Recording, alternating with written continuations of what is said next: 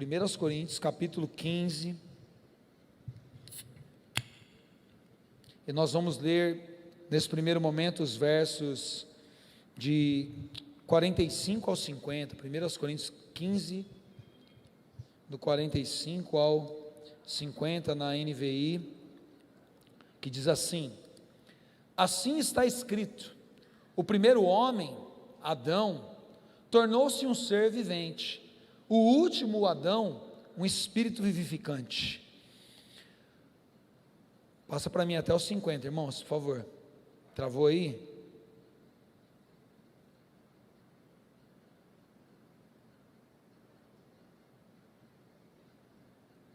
Vou abrir a minha aqui, só um minuto, irmãos, vamos lá. Assim está escrito, o primeiro homem, Adão, tornou-se um ser vivente, o último Adão, um espírito vivificante. Não foi o espiritual que veio antes, mas o natural, depois dele, o espiritual.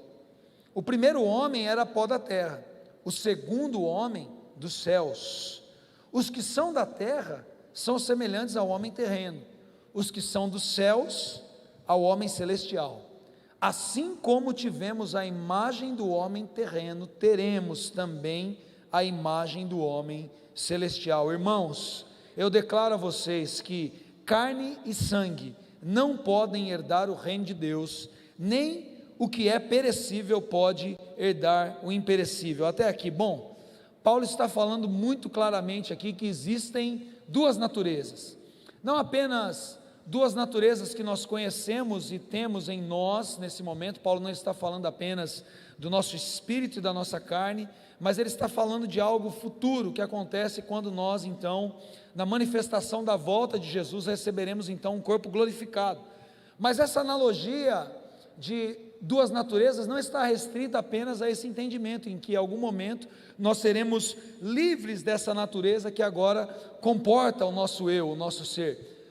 Essa metáfora, essa análise que Paulo está propondo, ele começa a falar um pouquinho antes sobre aquilo que precisa ser semeado na terra para que algo venha a nascer. Então Paulo não fala apenas de duas naturezas, terrena e celestial, mas ele está apontando agora para uma forma, ou um comportamento, ou uma maneira que nós decidimos viver. Paulo está apontando aqui para uma decisão que essa igreja precisa entender, com o seu foco na ressurreição, com o seu foco na esperança da glorificação dos nossos corpos, uma escolha que precisa ser feita sob qual exemplo nós vamos viver até que isso se manifeste.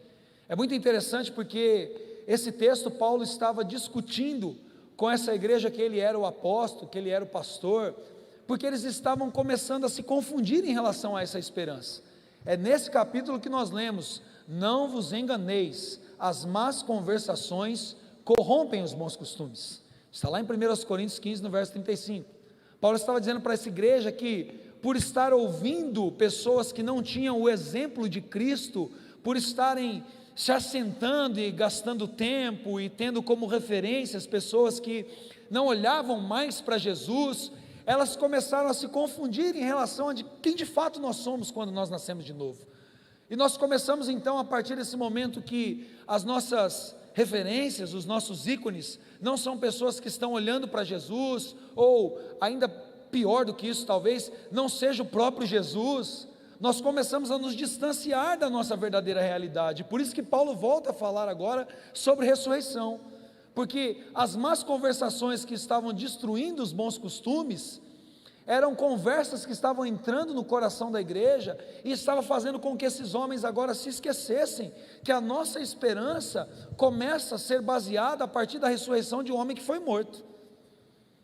Muitas pessoas têm o péssimo hábito de duvidar do poder de Deus, em relação aos milagres que Ele ainda faz, em relação às coisas que Deus ainda pode operar por meio do seu Espírito, e por se tornarem então racionais, e por se tornarem então práticas, pensam que é místico crer que Deus ainda pode operar milagres nos dias de hoje, e começam então a acreditar que tudo que Deus tem para nós está apenas no plano humano. Começam a vir para a igreja, comungar, e em algum momento elas creram que Jesus era então esse homem que nasceu, concebido pelo Espírito Santo, dentro da Virgem Maria, e isso é loucura, gente, né? Se a gente for parar para pensar, humanamente falando, Crer nisso e estar aqui não faz sentido nenhum para a nossa racionalidade. E nós começamos a caminhar numa fé que é baseada numa loucura. Alguém não teve uma relação sexual, mas uma notícia de um anjo engravidou uma moça do Espírito Santo, então esse alguém nasceu, é Jesus, é o Salvador do mundo. Depois nós temos uma outra notícia que para a racionalidade humana também não se explica. Alguém estava morto, mas depois de 3 dias voltou a viver. E a gente acreditou nisso em algum momento. Eu espero que você ainda acredite nisso nesse momento, nessa noite. Quantos creem nisso? Ontem eu vi que a plenos pulmões muitos gritaram que criam nisso quando o pastor Juliano aqui confessou o credo, recitou o credo numa leitura para nós. E vocês vibraram com isso. Que vocês creem que Jesus Cristo é o Filho de Deus, que foi concebido pelo Espírito Santo, na Virgem Maria. Vocês creem na igreja, vocês creem na comunhão dos santos. Quantos creem nisso? Mas o que estava acontecendo aqui, e Paulo disse que ele tinha um medo que essa igreja também fosse tomada pelos enganos e se distanciasse da verdade, assim como Adão, fossem enganados pelas mentiras e pela astúcia de Satanás, através de homens que induzem ao erro, a se distanciar da sua fé, e assim como Eva foi enganada pela serpente, nós poderíamos ser enganados também, se nós nos distanciássemos da verdade que há só na palavra. E Paulo disse que nós precisamos fazer uma escolha, sob qual influência nós queremos viver, ou sob qual natureza nós queremos viver. E Paulo então usa um exemplo muito claro. Ele usa o exemplo de 2 Adões. Ele fala, o primeiro Adão, nós podemos voltar para a leitura, ele diz que o primeiro Adão, aquele Adão que nós conhecemos, o representante da humanidade, o representante da nossa natureza humana, ele se tornou um ser vivente. Isso está lá em Gênesis, no capítulo 2, no versículo 7, na sua própria Bíblia, se é online aí, você vai perceber que quando você toca no versículo, vai aparecer essa referência já, lá em Gênesis 2, no capítulo 7, quer abrir comigo para você ver? Gênesis 2, 7, diz assim: então o Senhor Deus formou o homem do pó da terra. Essa é a natureza da nossa carne, nós viemos do pó da terra, para nós que cremos nisso, e soprou em suas narinas o fôlego de vida, e o homem se tornou um ser vivente. Então Paulo diz, olha, o primeiro Adão se tornou um ser vivente, ou seja, ele era até então, nesse momento, até o verso anterior, apenas uma estrutura corpórea dessa natureza que nós conhecemos, chamada carne, formada do pó da terra, mas para que ele pudesse receber algum tipo de vida, Deus precisou soprar fôlego nele. Então o ruar, que é o Espírito aqui, a vida do próprio Deus, foi compartilhada para aquele ser que havia acabado de ser moldado pelas mãos do próprio Deus, e a partir daquele momento ele se torna um ser vivente. Mas se nós voltamos para o texto lá em 1 Coríntios, Paulo vai falar agora de uma segunda natureza. Ele diz então que o segundo não é apenas alguém que se tornou um ser vivente, porque apenas não tinha sido soprado nele agora, assim como no primeiro Adão, o fôlego de vida de Deus, mas agora a própria natureza de Deus havia concebido, e por isso ele não é apenas um ser vivente, mas agora nós temos o segundo Adão, ou o último Adão, um espírito que dá vida, um espírito vivificante. Paulo diz que o primeiro Adão recebeu uma porção do fôlego de Deus e passou simplesmente a viver. Diga comigo, viver. Mas o último Adão, que é Cristo, não havia recebido apenas um sopro do fôlego de Deus, ou uma porção da natureza de Deus. Ele tinha 100% essa natureza de Deus, então ele não estava apenas vivendo ou sendo um ser vivente, mas ele é um espírito que traz vida. Ele é o próprio fôlego que, quando soprado em nós, nos liberta da nossa natureza carnal e nos faz viver a vida que Deus tem para nós. E por isso Paulo diz, vocês precisam crer nisso, porque se nós paramos de crer nisso, nós nos distanciamos da nossa realidade em Deus, e nós voltamos a agir então, e a pensar, e a reproduzir o comportamento do primeiro Adão. Se nós não entendemos que a natureza de Deus em nós não apenas nos faz viver, não apenas nos dá um fôlego de vida para aguentarmos essa vida na carne, nós vamos começar a ter uma vida comum. Nós vamos começar a fazer as coisas apenas por fazer, nós vamos vir para a igreja por apenas vir, nós vamos tentar ser um pouco melhores apenas talvez para escapar da condenação do inferno. Então a gente vai tentar com muita relutância escolher os atos bons, porque parece que tem alguma coisinha dentro de nós, que todo ser humano tem, chamado graça comum, que nos empurra para tentarmos de alguma forma, muitas vezes pela força do próprio braço, sermos bons. Isso não é um privilégio daqueles que creem. Isso existe em qualquer homem que é um ser vivente.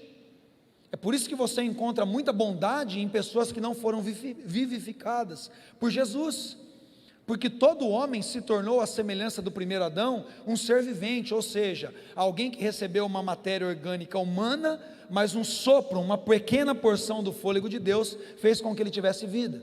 Então todo homem tem graça comum, todo homem tem uma porção de Deus que não apenas o coloca de pé para viver na carne, mas também é uma pequena porção da natureza de Deus que traz a vida. Quantos estão entendendo? Estão entendendo? Faz sentido o que eu estou falando para vocês? Amém? Mas Paulo diz que enquanto nós vivemos a semelhança do primeiro Adão, nós até podemos ter algumas ações boas, nós temos vida, e essa vida que nós temos humana na carne, essa vida não vivificada pelo Espírito, também é uma vida de Deus. Todo ser humano que nasce com uma parte da vida de Deus. A vida vem de Deus, amém, irmãos? A vida é um milagre. Quando nós ainda éramos uma substância informe, como diz o Salmo 139, Deus já tinha escrito a respeito de nós, Deus já tinha planos para cada ser humano que nasce. É por isso que é uma loucura ser um cristão e defender o aborto, é um dos maiores absurdos que pode acontecer. Amém? Você crê nisso? Concorda nisso? Glória a Deus. E Paulo diz então, preste atenção, por isso que nós precisamos entender a nossa humanidade. Ele diz no verso 46, não foi o espiritual que veio antes, o que veio antes foi o natural. Então Adão era um homem natural.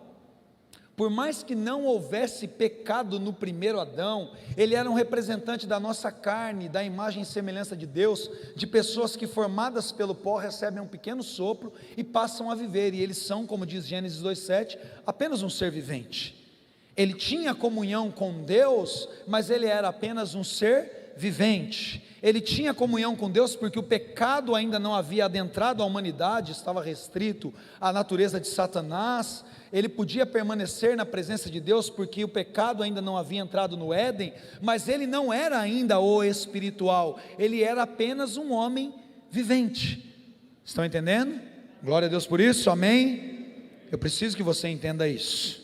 Mas ele diz que enquanto o primeiro é um ser vivente e o último Adão é um espírito vivificante, enquanto ele diz que o último é espiritual, mas aquele que veio antes é natural, ele deixa claro no verso 47 que o primeiro era apenas pó da terra. O primeiro era apenas um ser formado para ser a imagem e semelhança de Deus, mas não havia ainda sido vivificado. Agora o segundo, o último Adão, tem a natureza celestial em todo o seu ser. Jesus é plenamente celestial, Jesus é plenamente divino, Jesus é a representação de como um homem espiritual pode viver a plenitude dos planos de Deus. Por isso ele diz então, aqueles que são da terra são semelhantes ao homem terreno. Aqueles que não são vivificados em Jesus são apenas como o primeiro Adão, são seres terrenos, que podem ter um sopro de Deus, mas são terrenos. Agora aqueles que são do céu, e esse é o desejo do coração de Deus para nós nessa noite, sermos cidadãos dos céus, entendermos a nossa cidadania celestial, olharmos para o modelo que nós temos em Jesus, porque esses que são do céu são semelhantes ao homem celestial, ou seja, aqueles que são vivificados pelo Espírito, são iguais a Jesus. Você pode dar glória a Deus por isso? Aleluia.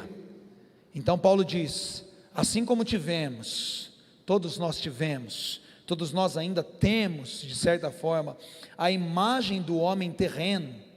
Agora ele diz, em algumas versões vai dizer, não teremos, mas ele diz, assim também tenhamos. E esse é o verbo na posição ou na conjugação mais correta agora. Ele diz, assim também agora, tenhamos, diga comigo, tenhamos a imagem do homem celestial.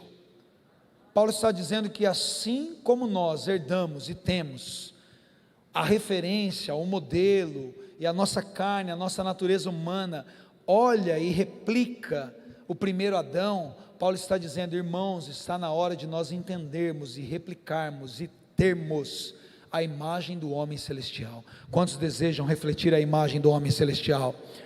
Quantos aqui desejam ser vivificados pelo Espírito de Deus e serem semelhantes a Jesus, amém? Então vamos entender essas duas naturezas, porque Paulo não apenas diz que nós precisamos decidir viver por esse modelo, mas ele diz para nós aqui no verso 50, irmãos, eu declaro a vocês, que na primeira imagem, na referência do primeiro Adão, sendo apenas homens naturais, que talvez até tenham o sopro de Deus e estejam vivos, e entendam algo a respeito disso, ele diz: carne e sangue não podem herdar o reino de Deus, porque ao contrário do primeiro Adão, que podia comungar com o Senhor no paraíso, o pecado ainda não estava presente naquele momento na natureza humana. Então, ainda que Adão fosse apenas um ser vivente, ele podia permanecer na presença de Deus, porque até aquele momento ele, como o único e primeiro representante da humanidade, não havia ainda experimentado o pecado. Mas nós, na semelhança do primeiro Adão, na nossa vida terrena, em carne e sangue, vivemos debaixo da semelhança do pecado, porque o primeiro Adão pecou. Repita comigo: pecou. Por isso ele diz: carne e sangue não podem mais estar na presença do Senhor. Carne e sangue não podem mais desfrutar dessa herança ou dessas bênçãos presentes do reino de Deus, porque carne e sangue, a partir do momento que o pecado entra na terra, se tornam perecíveis. Diga comigo: perecível. E ele diz: o que é perecível não pode herdar um reino que é imperecível. Meu Deus, porque a palavra de Deus diz que o salário do pecado é a morte. Deus disse para Adão, ele avisou o homem, ele disse: o dia que você pecar, certamente você morrerá. E essa morte significava não apenas essa morte física, ou essa finitude humana que nós experimentamos, mas a partir do momento que você pecar, aquilo que produz vida em você, que é a minha presença, você não vai poder desfrutar mais, você vai ser afastado da minha presença. Por isso Paulo está dizendo: carne e sangue não podem permanecer, não podem desfrutar da presença de Deus, porque eu posso dizer para você, com toda a convicção no meu espírito, no reino de Deus não há nada mais importante e maior do que a sua própria presença. Meu Deus, tem gente que ama a presença de Deus. Eu não sei se você está preocupado em herdar o reino de Deus, pensando no momento em que seu corpo tombar e você estiver em lugares com mares de cristal, ruas de ouro e esplendor da glória de Deus. Não. A coisa mais importante que você pode desfrutar é a realidade do reino de Deus, é a própria presença de Deus enchendo aquele lugar. E você não estará tão perto dessa presença quanto você deseja estar agora. Por isso que Paulo chacoalha o coração daqueles leitores naquela noite. Eu estou querendo chacoalhar o seu coração nessa noite, por um desejo de herdarmos a presença, por um desejo que queima no nosso coração, de queremos estar num lugar onde a presença de Deus está, porque como disse Moisés, não vale a pena ir para lugar nenhum se a presença de Deus não nos acompanhar. O apelo de Paulo é para que eles voltassem para a lucidez. Ele diz: como justos, recuperem o bom senso e parem de pecar. Sabe qual era o pecado desses homens? Eles pararam de acreditar na vida após os mortos. Eles pararam de acreditar que o chamado para a vida cristã é um chamado para a ressurreição. Eles se distanciaram da verdade, daquilo que é espiritual, e começaram a acreditar: estamos numa religião bacana, temos um bom comportamento, fazemos parte de um clube até interessante, tem até carro antigo aqui, tem um rock and roll maneiro demais, uau, que clube, de repente eu pago 50 conto e ganho uma moto, meu Deus, isso aqui está muito legal, vamos fazer uma tenda e vamos ficar por aqui mesmo. E Paulo diz para eles, ou melhor, Jesus diz para eles, através de Paulo, está dizendo para você nessa noite: ei, carne e sangue não herdam o reino. O que é terreno fica no que é da terra, perece e volta para o pó, mas só o Espírito vivificado volta para Deus que o criou. Só aqueles que recebem o Espírito Santo podem desfrutar daquilo que Deus tem para nós. E eu tenho certeza que mais do que o desejo do meu coração, o desejo do coração de Deus para você e para mim nessa noite, é que nós possamos desfrutar da realidade do seu reino, não apenas quando esse corpo tombar, mas nessa noite que se chama hoje. Você deseja provar a presença de Deus, você pode fechar os seus olhos e levantar as suas mãos para Ele, e dizer: Jesus, eu quero a sua presença, Senhor. Eu não quero esperar o dia que o meu corpo tombar para ver tua glória, eu quero ver a sua glória nessa noite. Você pode dizer isso com o seu coração. Eu ainda estou pregando, mas tem esse momento com o seu coração, com o seu espírito, olhe só a Ele, peça para ter desejo pela presença do Senhor. Fala: Jesus, eu quero desejar a tua presença. Talvez você está desejando mais os ajuntamentos, a boa música, talvez você está desejando mais as bênçãos que Deus pode te dar. Peça para o Espírito Santo colocar em você a realidade desse desejo, que vai além do terreno, que vai além das coisas que nós podemos herdar. que vai além daquilo que perece. Jesus, nós queremos aquilo que não pode perecer, nós queremos colocar o nosso coração num lugar, Senhor, onde o nosso tesouro está, Senhor, num lugar onde ladrão nenhum pode roubar, onde traça nenhuma pode devorar, Senhor, onde a ferrugem não pode corroer, Senhor. Nós queremos colocar o nosso coração em Ti, porque o Senhor é o nosso verdadeiro tesouro, Senhor, e se o nosso coração está em Ti, o que nós queremos herdar é a Tua presença, e nada mais importa, Senhor. O Senhor é o que mais importa para nós, Senhor. Nessa noite nós queremos dizer mais uma vez o quanto nós te amamos, o quanto nós somos Seus, Senhor, o quanto o Senhor está acima de tudo, Senhor. O Senhor está acima das nossas alegrias e das nossas dores, o Senhor está acima dos reconhecimentos que nós recebemos ou dos desprezos que nós enfrentamos, Senhor. O Senhor está acima de tudo para nós. Nós não amamos nada mais do que o Senhor, Jesus. Não existe nenhum amor acima do amor que o Senhor colocou no nosso coração, e por isso nós te amamos tanto, Senhor. Você pode aplaudir e louvar o nome de Jesus, amém? Aleluia. E nós temos características que nós encontramos no primeiro Adão. Se você voltar lá para Gênesis 3, aquilo que era terreno pereceu, porque o pecado entrou e porque ele decidiu pecar, porque ele, pela sua natureza corrompida, foi conduzido para o pecado. Arão diz para Moisés, quando o povo peca ali, fazendo para si um bezerro de ouro, fica muito evidente, fica muito claro que o coração do homem é inclinado para o pecado. Salomão diz em Provérbios que o coração da criança já está inclinado para o pecado. Ele diz: a estultícia está ligada ao coração da criança, mas ele diz que existe uma vara de disciplina, mais do que uma vara física, mais uma orientação da palavra, que pode livrar o coração da criança do pecado. Olha só, relato da queda, Gênesis 3, verso 1 diz assim: ora, a serpente era o mais astuto de todos os animais selvagens que o Senhor Deus tinha feito, e ela perguntou à mulher: foi isso mesmo que Deus disse? Olha só, sempre começa com uma dúvida. Por isso Paulo diz: as más conversações. Ei, quem que você tem ouvido que tem colocado dúvida em relação à sua fé? Quais são as vozes que têm colocado discórdia na sua mente e feito você pensar: será que é isso mesmo? Porque a serpente não faz uma afirmação contrária, ela só pergunta: será que é isso mesmo? Quais são as vozes que trazem dúvida para o seu coração em relação à pureza da sua fé? Essa é a astúcia da serpente. Foi isso mesmo que Deus disse? Não comam de nenhum fruto das árvores do jardim? A famosa mentira da serpente, numa forma de uma pergunta tão inocente. Respondeu a mulher à serpente: podemos comer do fruto das árvores do jardim, mas Deus disse: não comam do fruto da árvore que está no meio do jardim, nem toquem nele, do contrário vocês morrerão. E a serpente diz então para a mulher agora, de fato a sua mentira agora, nua e crua: certamente não morrerão. E aí nós sabemos a história. A serpente oferece o empoderamento feminino nesse momento e diz para a mulher: se você comer, você vai ser igual a Deus. É aqui que começa. Então toda expressão de empoderamento feminino começa com o diabo oferecendo para a mulher algo. Ele diz: os seus olhos abrirão e vocês serão como Deus, conhecedores do bem e do mal. E a mulher se sentiu então empoderada. Eu não vou mandar só no marido agora, eu vou mandar até em Deus. Tem umas irmãs aí, quantas irmãs estão entendendo? O feminismo diz que inventou o empoderamento feminino, mas foi o diabo lá atrás. Quando a mulher viu que a árvore parecia agradável ao paladar, era atraente aos olhos, além disso, desejável para dela se obter discernimento, tomou do seu fruto, comeu e deu ao seu marido, que comeu também.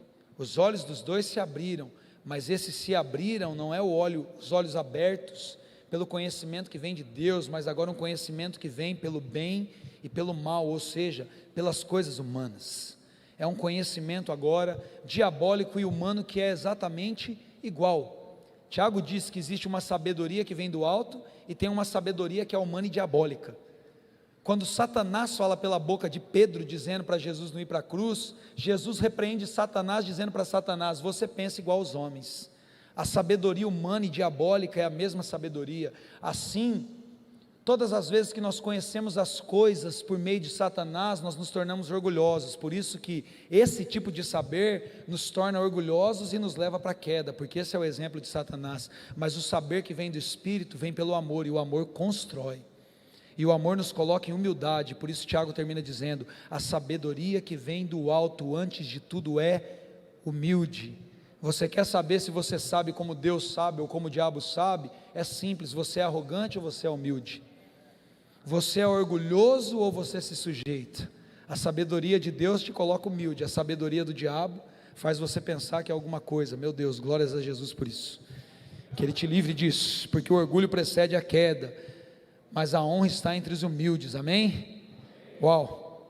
Bom, agora nós sabemos que os homens se escondem aqui. Eu não quero me esticar muito nisso, porque na verdade eu quero apontar características desse primeiro Adão. E aí então, bom, Deus aparece no jardim, o homem estava escondido, e Deus pergunta para ele no verso 11, quem disse para você que você estava nu? Ou seja, como você começou a enxergar algo que eu não queria que você enxergasse, ou como você está interpretando a nudez agora de uma forma diferente, porque aquela nudez era uma nudez de alma, era uma nudez espiritual, não era uma nudez física que trouxesse vergonha, enfim. Deus pergunta, quem disse que você estava nu? Você comeu do fruto da árvore, o qual eu o proibi de comer? Deus deixa muito claro, Ele fala, eu dei uma ordem específica, não faça. Você sabia disso, Adão?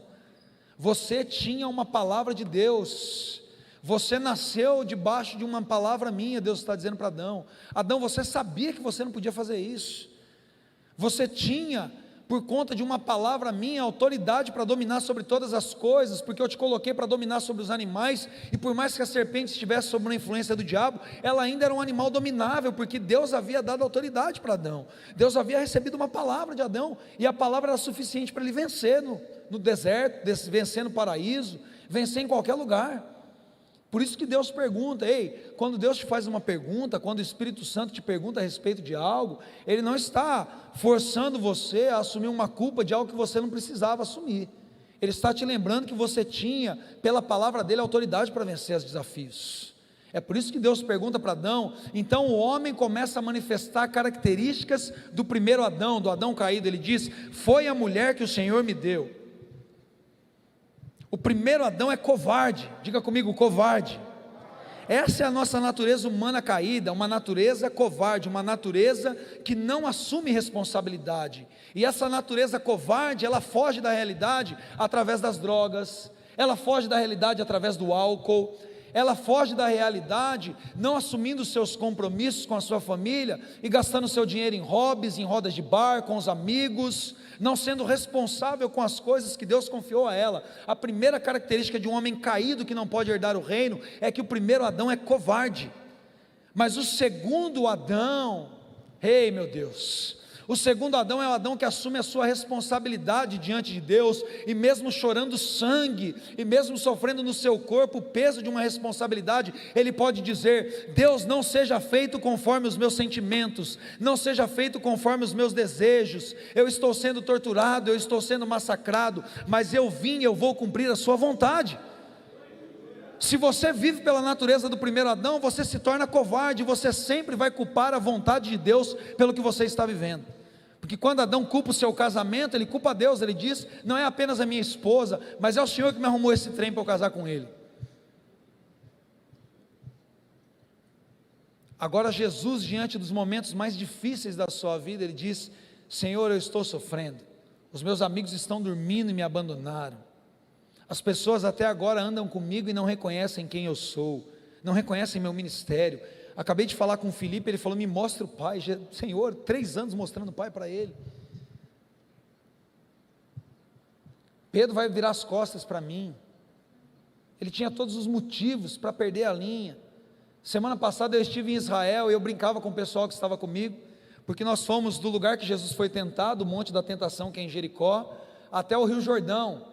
E eu tinha alugado uma nave, um Tigo 8 Pro lá, ar-condicionado, indo de carro, 1 horinha mais ou menos, e eu ficava pensando, eu falei, se fosse para eu vir a pé nisso aqui, no primeiro quilômetro eu já tinha falado da humanidade que se dane, eu não vou ficar sendo tentado, é coisa nenhuma, eu já quero o banquete dos anjos, uau, só ali eu já tinha pisado na bola.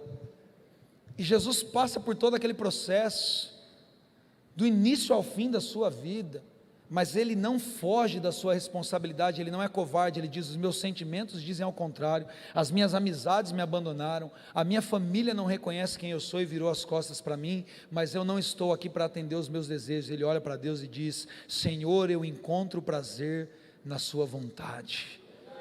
Aqueles que são vivificados à semelhança do segundo Adão, não estão aqui para satisfazerem os seus desejos, estão aqui para fazerem a vontade de Deus, e na vontade de Deus, há suficiência para você viver o propósito. Você pode glorificar a Deus por isso? O primeiro Adão, no verso, lá em Gênesis 3, o primeiro Adão, a palavra de Deus diz assim, olha só, verso 17, e ao homem declarou: visto que você deu ouvidos à sua mulher e comeu do fruto da árvore a qual ordenei que você não comesse, maldita é a terra por sua causa. Lembre, quando Deus faz o homem, Ele dá autoridade para ele governar sobre a terra, e o homem é o abençoador da terra, e o homem é o protetor da terra. Mas quando o homem cai, quando o homem nega a vontade de Deus, ele condena a humanidade. O primeiro Adão é o Adão que condena a humanidade, mas o último Adão é o Adão que Deus diz ao seu respeito para nós: porque eu amei o mundo de tal maneira, eu enviei o meu Filho, para que todo aquele que nele crê, não pereça, mas seja salvo, mas tenha a vida eterna. O Espírito que está em você te dá a vida eterna, te salva, e por ter essa natureza, você não está aqui para trazer condenação ou trazer maldição, mas a vida de Cristo em você é para trazer salvação através de você. Meu Deus, se nós não somos covardes, nós não condenaremos a humanidade. Se nós não formos covardes e não fugirmos da vontade de Deus, nós produziremos salvação por onde nós estivermos. Enquanto o primeiro Adão torna a terra maldita, o segundo Adão torna a terra bendita. E muito antes de Jesus, em Abraão, essa palavra já era uma realidade. O Senhor olha para Abraão e quando chama, diz: Abraão, se você obedecer a minha palavra, se você obedecer a minha ordem, eu farei de você mesmo uma bênção. Ele olha para Abraão e fala: seja você mesmo uma bênção. Quem te abençoar vai ser abençoado, quem te amaldiçoar vai ser amaldiçoado, porque você está debaixo de uma promessa, de uma palavra. Você está debaixo de uma promessa, de uma palavra. Então aonde você anda, você não gera maldição. A sua vida não é uma vida para um exemplo de condenação, ou de queda, ou de levar problemas para os outros. A vida de Jesus na sua vida é uma vida de bênção. Meu Deus, o Senhor está dizendo para você: você pode viver como o primeiro Adão, se acovardando, fugindo, apontando o dedo para os outros. Você pode ser como o primeiro Adão, aceitando as propostas do diabo.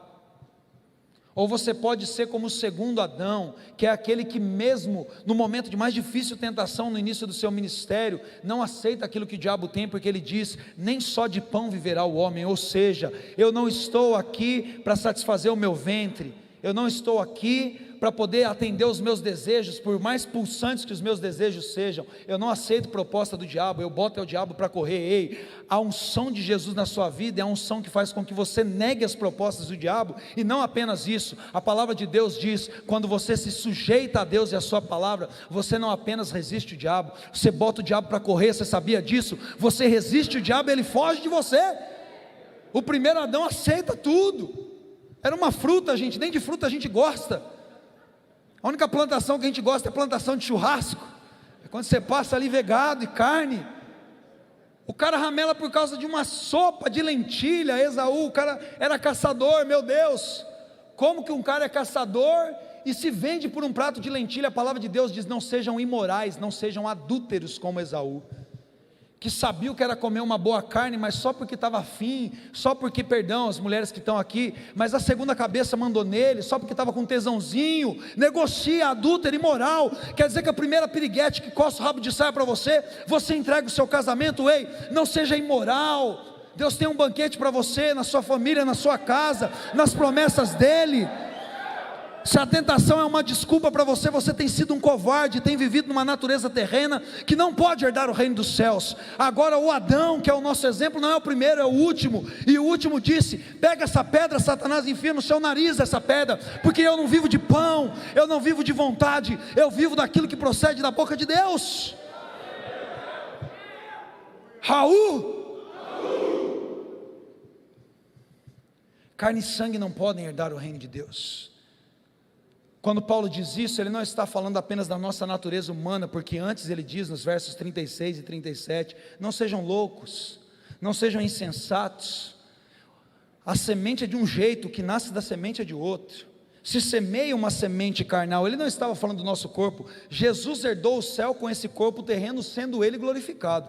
A gente não sabe exatamente como isso vai acontecer, Paulo também diz isso, mas a carne e o sangue de Jesus, porque estava vivificado pelo Espírito, foi glorificado e herdou o reino de Deus. Nós temos um homem assentado à destra de Deus, nós temos um representante humano assentado à destra de Deus, nós temos alguém que venceu nessa carne. O problema de Deus não é com a soma, não é com essa natureza. A filosofia tenta dizer isso, que isso aqui precisa derreter para alguma coisa boa nascer. Paulo está dizendo, isso aqui é uma semente. A questão é, para a semente florescer, ela precisa morrer. A nossa carne é ótima, sabe para quê? Para morrer. Quando ele diz que carne e sangue não podem herdar o reino, é porque se nós não formos mortificados nessa carne, nós não podemos ser vivificados no Espírito. É o que ele diz para Efésios. Muitos de nós enfrentamos a nossa luta como quem enfrenta carne e sangue. Ele diz, a sua luta não é contra carne e sangue, então você não pode lutar de maneira humana. A sua luta é contra principados, potestades, espíritos dominadores, e por isso você precisa de uma armadura de um Deus que é Espírito, a armadura espiritual, para enfrentar lutas espirituais. E era isso que Jesus estava nos ensinando. O último Adão, quando enfrenta o mesmo diabo que o primeiro Adão enfrentou, ele está lutando uma luta espiritual. Sabe que Jesus estava ensinando para você? Que o diabo ele sempre vai tentar a fazer com que você seja orientado pelo conselho humano, de produzir o seu próprio resultado, de resolver os seus próprios problemas e tentar produzir alguma transformação na sua vida pela força do seu braço. Jesus tinha fome, e fome é um instinto que faz as pessoas fazerem loucuras. Essa semana eu estava dando uma aula na faculdade sobre diversidade de direitos humanos, e eu fui assistir alguns vídeos do Holocausto, e tem uma reportagem, assistam essa reportagem por favor, da BBC Brasil, do único brasileiro que era cidadão judeu, vivo, que fez o bar mitzvah dele agora, depois de velhinho já. Eu não sei quantos assistiram essa reportagem, mas a chamada dela começa, você está vendo aquela fumaça, é a sua mãe, a sua tia, o seu pai. Ele era um garoto de 13 anos, e os parentes dele haviam sido queimados nas câmaras, em Auschwitz, na Alemanha, e ele dá o seu testemunho de sobrevivência, ele fala sobre a sua vida, e ele conta, sobre a fome. Ele diz, aquele mesmo balde que era usado como pinico à noite, era usado para nós comermos a nossa refeição de manhã, nós comíamos como cachorro. E ele diz, a fome faz você fazer loucuras, ela mexe com a sua cabeça, a fome te deixa louco, faz com que você perca toda a capacidade cognitiva ali. A fome é um instinto muito agressivo, mais do que muitas coisas que você acha que é tentação e que você está entregando os pontos por muito menos. Nós estamos falando de fome de verdade, e Jesus nesse momento aqui, meu amigo e minha amiga, porque nós temos meninas aqui, ele estava passando fome mesmo, num lugar daquele, árido, um sol daquele, sem ar-condicionado no carro. Jesus estava passando fome mesmo, 40 dias sem comida, era muita fome, e aí o diabo chega com uma pedra. Que desgraça, o diabo não chegou com comida, porque na hora da fome, é muito provável que o cognitivo de Jesus já estava falhando. Jesus não estava num momento de racionalidade normal, Jesus estava fraco, Jesus estava faminto, no momento em que ele tinha fome. Não é essa fome que você acha que você está, porque você está a fim de comer um espeto e jogar uma sinuca, era fome mesmo. Eu não sei se tem alguém aqui que já passou fome de verdade mesmo, de não saber se vai ter uma refeição, mas era assim que Jesus estava há 40 dias, e o diabo chega com uma pedra. Que desgraça. Quantos de nós estamos assentados com o diabo comendo pedra, enquanto Deus tem um banquete para nós, porque a gente está resolvendo os problemas na força do nosso braço, a gente está tentando se santificar na força humana, a gente está tentando vencer na força do primeiro Adão. Mas em nome de Jesus, se você fez isso hoje, se você entregou os pontos hoje, se você aceitou as propostas do diabo hoje, eu quero profetizar que foi a última vez que isso aconteceu na sua vida, que o Espírito Santo está te dando sabedoria para olhar para as pedras que você tem transformado em pão, para você pegar essas mesmas pedras e colocar o diabo para correr, para você tomar uma decisão nessa noite de entender que o Espírito Santo produz vida, e vida de Deus em você. A palavra de Deus diz que quando Jesus venceu aqueles períodos de tentação em Lucas 4, E as características do primeiro Adão nós encontramos em Gênesis 3, mas as características de Jesus enfrentando o diabo, nós encontramos em Lucas 4. A palavra de Deus diz que naquele momento que Jesus completou aquele primeiro período, porque Satanás ainda viria muitas vezes, e Satanás ainda irá contra você e contra mim, meus irmãos, muitas vezes. Eu sei que agora muitos de vocês sabem quais as lutas eu tenho enfrentado. A gente sempre acha que o diabo parou e de repente ele vem e pega mais pesado ainda. Então eu quero dizer para você uma coisa: a questão não é o quão pesado o diabo vai pegar com você, a questão não é essa, não é o quanto os seus sentimentos vão tentar fazer você ser pressionado contra a parede, a questão não é essa, a questão é o quanto você nessa noite deseja dizer sim para a vida que o Espírito Santo tem para você, porque o que determina não é a pressão da sua tentação, é o quanto por Deus você quer viver.